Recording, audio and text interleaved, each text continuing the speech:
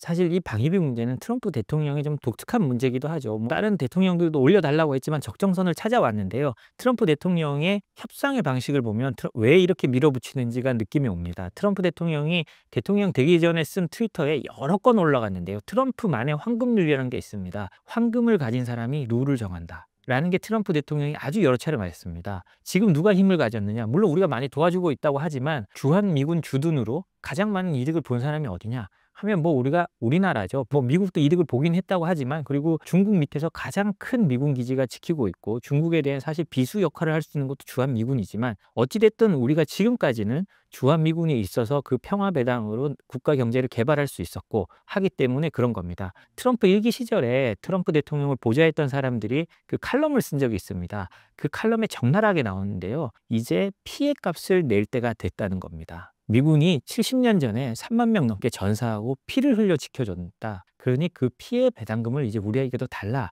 라는 게 그냥 단순히 방위비가 아니라 그 논리입니다. 그렇게 따졌을 때 우리가 미국과 어떻게 협상을 해야 될지가 좀 나오는데요. 그 부분을 좀 들어주면서 전체적으로 뭐 관세나 이런 것까지 함께 협상을 해서 플러스 마이너스를 단순히 방위비의 플러스 마이너스가 아니라 관세의 플러스 마이너스, 이렇게 서로 다 조절해 가면서 국가 전체적으로 볼 수 있는 큰 그림을 그릴 수 있어야 된다고 생각을 합니다. 그런 큰 그림을 그리는 전략, 작전은요, 리더가 있지만 그 리더가 결정을 하겠지만 그 리더가 그걸 짜는 건 아닙니다. 그거는 훌륭한 관료들이 주로 짜는 거거든요. 그리고 우리나라의 전문가들이 모여 그 전문가 집단의 힘으로 짜는 겁니다. 그건 또 저희가 생각해야 되는 게요, 우리의 실력도 있지만 운도 상당히 작용합니다. 우리가 일기 시절에 한미 FTA 협상, 그다음에 철강 쿼터제 협상을 했던 걸 보면 드러나는데요. 한미 FTA 협상을 할 때 우리가 2017년 7월인가 9월인가 미국에서 재협상을 하자고 합니다.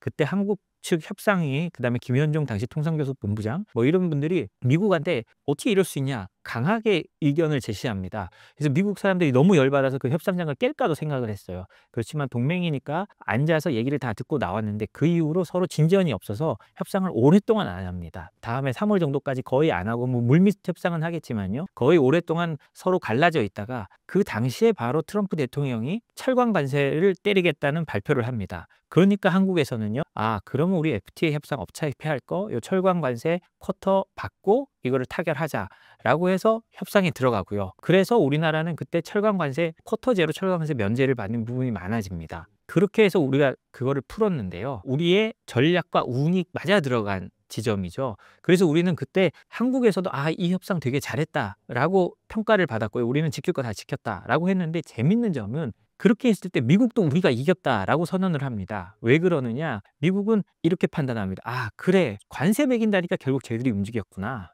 그쪽에 기록에 보면 그렇게 나옵니다. 우리가 관세로 압박하자 한국이 그렇게 오만하고 하더니 나왔다.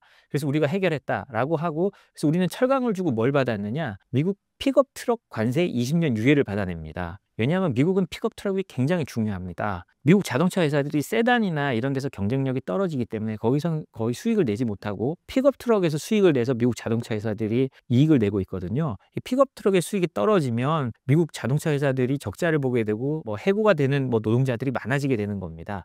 근데 미국은 이걸 지켰다고 이걸 가장 큰 성과로 내밀거든요. 어떻게 생각하면 라쇼몽이라고 하죠. 서로 각각 다른 꿈의 해석이 있는 겁니다. 같은 상황에 대해서. 어쨌든 양쪽 다 승리를 선언하면서 이 협상이 마무리되고 우리가 이익을 많이 지키는 그런 결과를 가져왔었죠. 트럼프 시절의 특징 중 하나가 트럼프랑 협상했던 나라 협상 대표들이 모두 우리가 이겼다고 말을 합니다. 대표적인 캐나다인데요. 요즘에도 캐나다, 멕시코 관세 부과하겠다고 하지만 당시에도 뭐 관세 부과했다 철회하고 뭐 난리가 났었어요. 그때 캐나다 협상 대표가 크리스티아 프릴랜드라는 재무부 장관, 전 경제부총리입니다. 이 사람이요, 트럼프와 협상해서 캐나다의 평가가 아, 우리는 거의 준 거 없이 다 지켰다 라고 했거든요. 그런데 당시 미국에서는요, 아, 우리 캐나다로부터 얻어낼 수 있는 거 얻어냈다, 국경부터 시작해서 다 얻어냈다 라고 해서 협상을 마쳤어요. 이 크리스타 프릴랜드가 그 이후로 이때 협상을 잘했다는 이유로 정치적 거물이 되고 지금 유력한 총리 후보 중에 하나입니다.